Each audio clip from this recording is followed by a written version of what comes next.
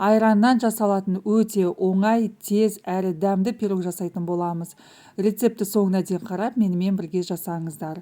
Жұмыртқамызға ванилин және қант қосамыз. Миксермен жақсылап миксерлеп алатын боламыз. Үстіне айран құямыз. Тағы да миксерлеп аламыз. Үстінен ұн мен қамыр қопсытқышын қосамыз. Араластырамыз.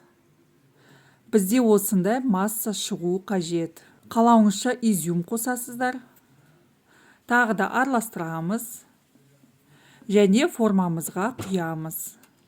Қызып тұрған пешімізде 180 градуста 40-45 минут пісіріп алатын боламыз. Бізде осындай өте дәмді пирог шығады. Жасап көріңіздер, сіздерге ұнайды деген сенімдемін. Егер де менің рецептім ұнаса, тіркеліп лайк басуды ұмытпаңыздар. Баршаңызға ас болсын.